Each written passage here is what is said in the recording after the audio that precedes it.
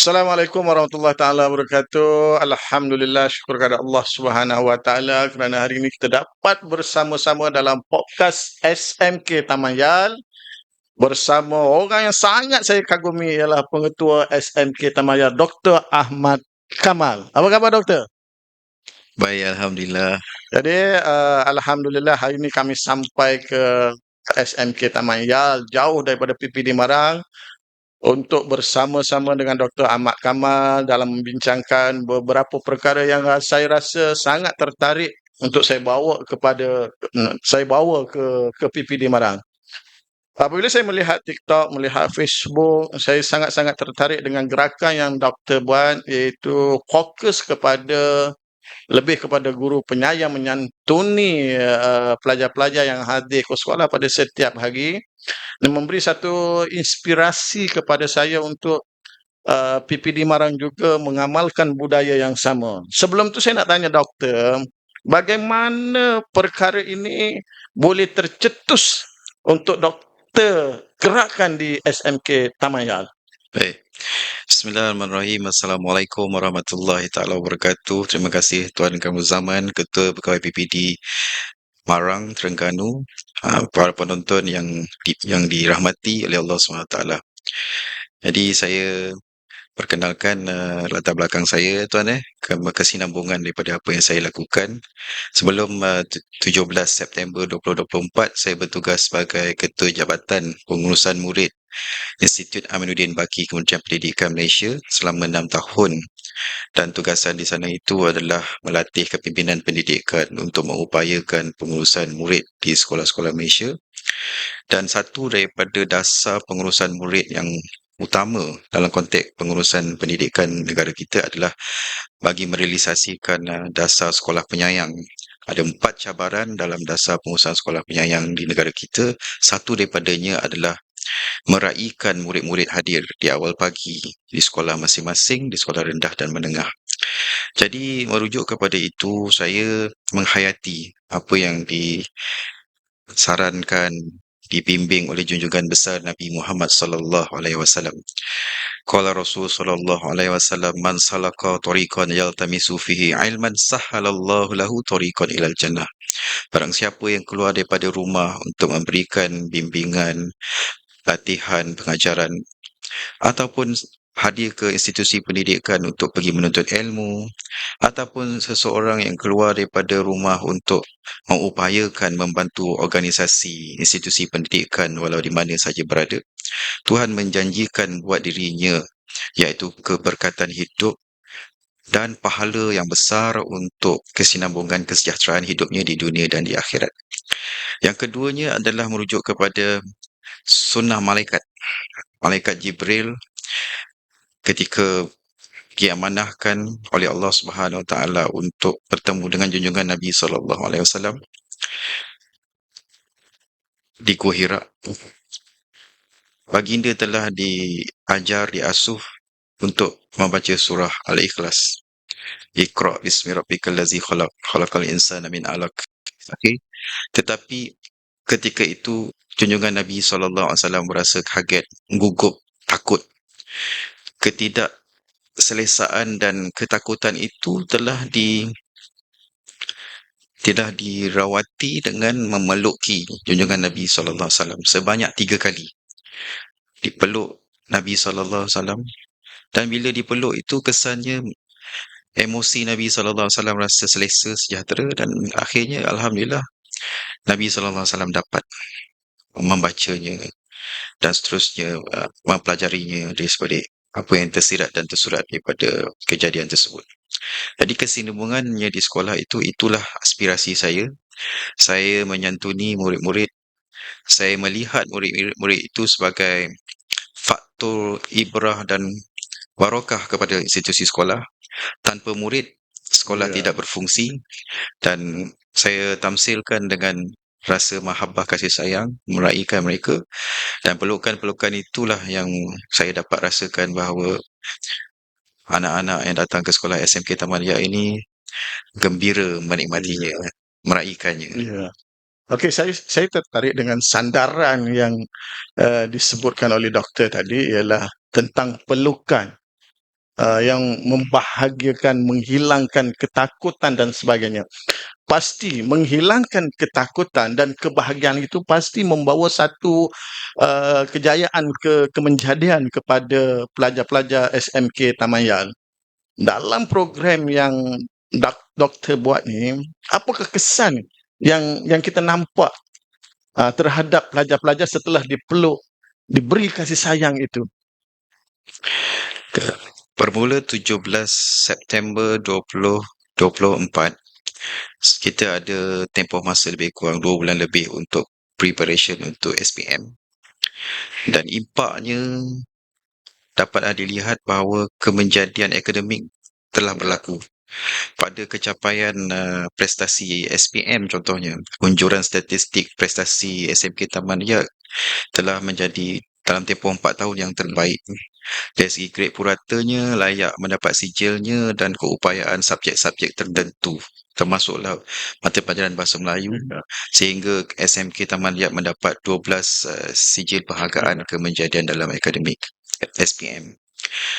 Bermula pada Januari sehingga November 2025, di sepanjang tahun lepas, SMK Taman Ria telah menjadi contoh kepada sekolah-sekolah Kuala Lumpur, iaitu statistik lonjakan kehadiran murid paling tinggi Ya. dengan purata kehadiran 64% pada tahun sebelumnya kepada 90.1% pada tahun 2025. Lonjakan Ya. lebih daripada 30%. Dari segi ekosistem sekolah, sekolah kita telah dirujuki dan didatangi oleh 3 orang profesor. Ya. 1 daripada Universiti Melaya, 2 daripada Indonesia, untuk menekuni dan memahami kenapa pengetua jadi begitu dan apa impaknya kepada ekosistem sekolah dari segi kondusifnya. Karakter murid berubah. Kalau tuan tengok, suasananya harmoni, tidak ada masalah pergeseran emosi di antara murid yang pelbagai kaum. Sebab statistik SMK Taman Ria, 45% daripadanya adalah Melayu dan seterusnya adalah bukan Melayu. Ada pelajar murid India dan murid Cina kan. Tapi mereka dapat membina ikatan ukhuwah kasih sayang. Dan ini selari dengan dasar rancangan integrasi murid untuk perpaduan misalnya. Kemudian dari segi aspek, kalau sebelumnya kan, sekolah SMK Taman Ria ni memang dikenali sebagai sekolah yang tidaklah kukuh dari segi persekitarannya. Pada sepanjang tahun 2024, sebelum saya hadir itu memang keadaan tandas misalnya. Boleh katakan setiap bulan rosak.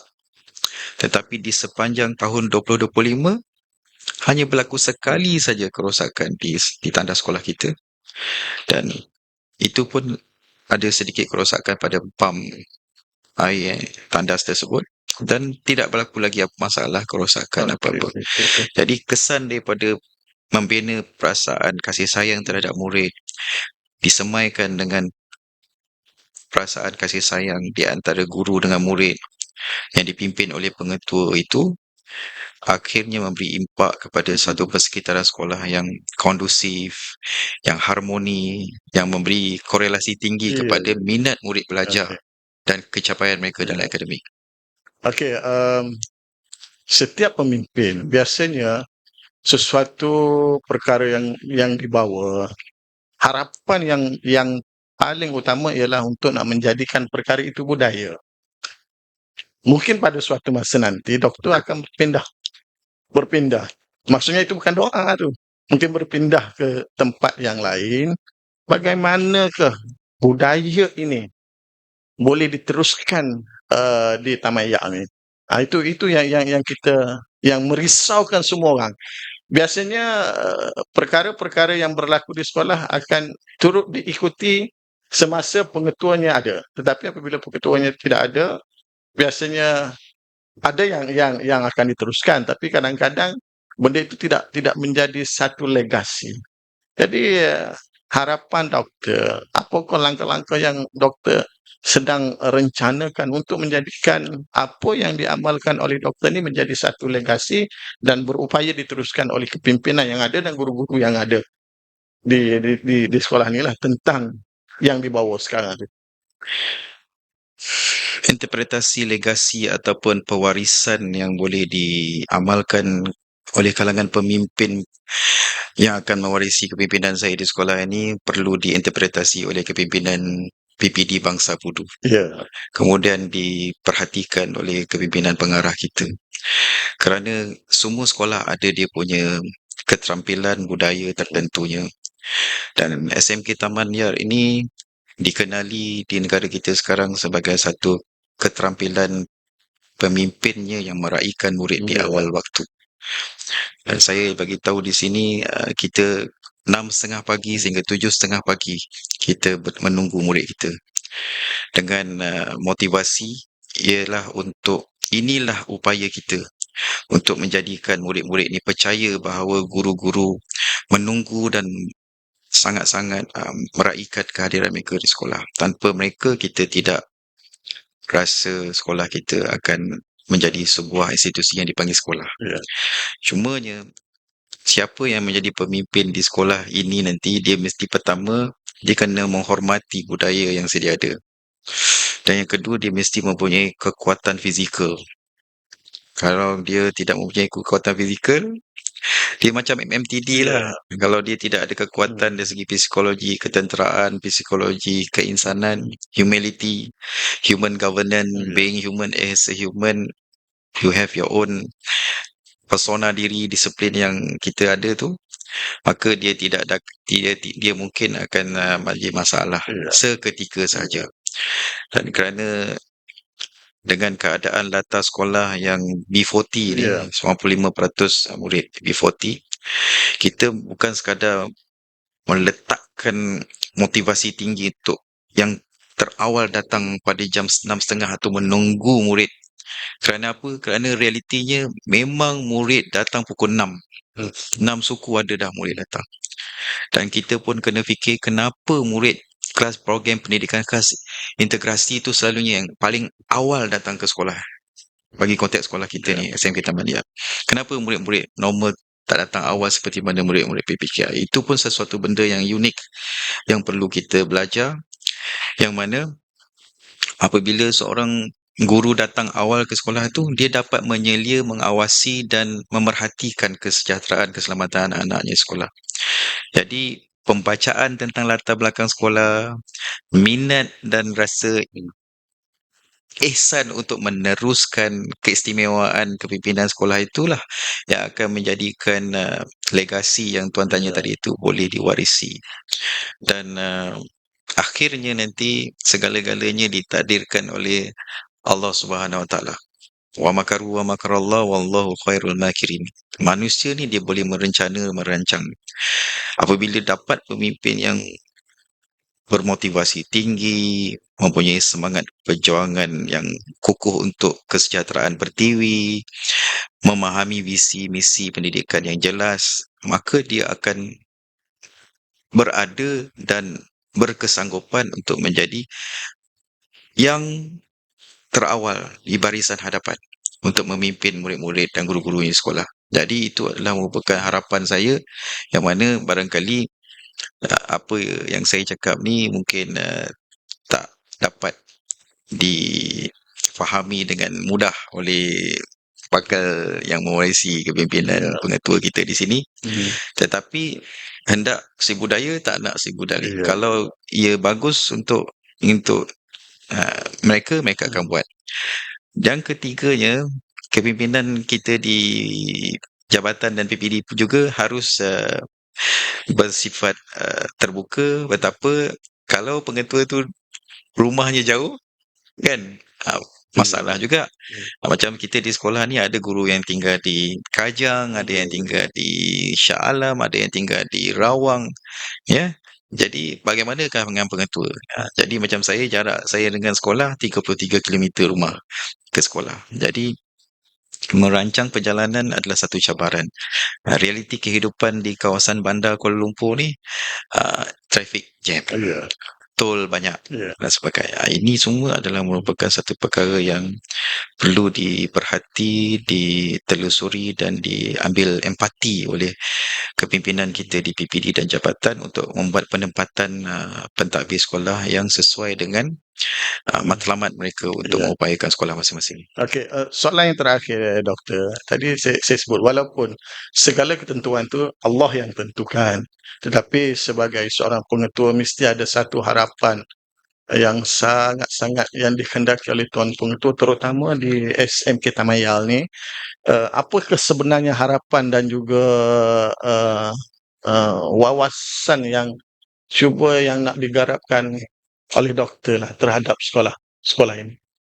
Ada 7 cabaran harapan besar yang dihasratkan oleh Menteri Pendidikan kita YB Fadlina Siddiq untuk mentransformasikan sekolah-sekolah kita termasuk sekolah Samaniyat dari segi kekuatan ekosistem yang kondusif, dari segi kekuatan keterampilan pedagogi guru, pentaksiran bilik darjah yang profesional, sokongan PIBG dan komuniti yang padu, dan juga dari segi aspek sumber kewangan, kemudahan fizikal, prasarana yang terbaik dan kelestarian kemudahan pendidikan digital yang bersifat dini dan selari dengan upaya dengan setanding dengan sekolah-sekolah yang berada di persekitaran. Itu adalah cabaran kita.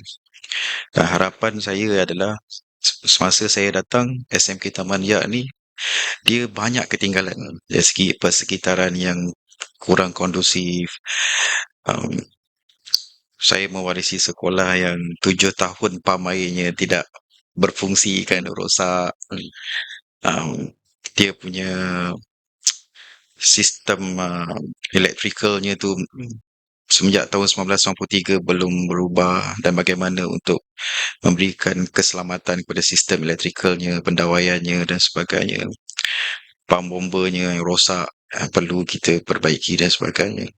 Jadi harapan saya dalam masa setahun ni, kesungguhan, komitmen dan dedikasi itu telah menyebabkan kita mendapat pelbagai bantuan daripada kerajaan dan juga dari segi syarikat institusi komuniti, stakeholder, korporat, konglomerat.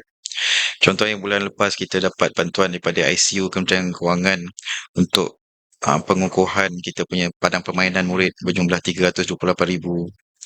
Kita dapat bantuan daripada syarikat konglomerat berjumlah 44,000 untuk pengukuhan prasarana pembelajaran murid-murid sekolah kita.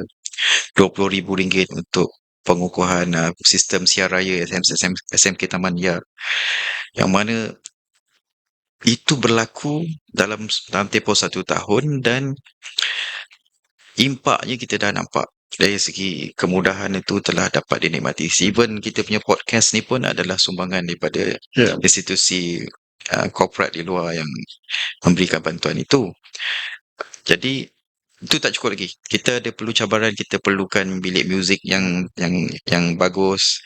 Kita perlu mengukuhkan bilik tayangan media yang bagus. Kita perlukan bilik tarian yang baik, yang berkualiti. Kita perlukan gimnasium yang bagus seperti mana sekolah-sekolah maju yang lain. Ini belum ada lagi dan kita akan buat. Dan jadi berbanding dengan usia sekolah ni yang telah terbina sejak tahun 1993 sehingga tahun 2024, murid-murid kita di sini belum menikmatinya lagi. Dan tahun lepas kita berjaya membina, ini adalah salah satunya pusat podcast kita. Kita ada bilik terapi kaunseling untuk murid PPKI kita telah kita bina, dan banyak kemajuan persekitaran yang telah kita bina. Kita ada laman web yang eksklusif. Kita ada siar raya TikTok, Facebook yang lancar dan yang padu, yang dikenali oleh institusi media massa negara kita. Kita dipanggil oleh Radio IKIM, Hot FM, Sina dan seumpamanya untuk ruangan bicara bersama warga pendidik, bersama dengan masyarakat untuk melihat pemikiran kepimpinan kita, bagaimana untuk memotivasi murid supaya minat belajar dan membina karakter itu padu, baik, berkualiti. Itulah harapan-harapan yang merupakan doa saya sebagai pengetua untuk Tuhan mengizinkan dan merestui, memakbulkan doa dan harapan itu dapat kita realisasikan pada tahun 2026 ini. Okey, alhamdulillah doktor. Hasil daripada, podcast kita ini, saya sendiri terinspirasi dengan, perkara-perkara yang telah disebutkan oleh doktor dan kita berharap, para penonton yang bersama-sama kita pun juga sama-sama terinspirasi atas perkara-perkara niat baik kita untuk nak membawa sebuah institusi pendidikan supaya akhirnya, membuahkan hasil kemenjadian murid itu dan, saya berharap, sekolah dan juga institusi lain menginspirasikan apa yang telah dibuat oleh doktor. Jadi saya rasa untuk, kali ini, sekali lagilah terima kasih kepada Dr. Ahmad Kamal, Pengetua SMK Tamayal kerana bersama-sama dalam podcast kita pada hari ini di SMK Tamayal. Jadi saya ucapkan terima kasih sekali lagi doktor, Sama-sama. dan juga kepada semua yang ada, kru-kru yang ada. Jadi, kita kena ingat tahun ini tahun kita dan sekolah itu mulia. Jadi sekian, assalamualaikum warahmatullahi taala wabarakatuh. Kita berjumpa pada episod yang lain.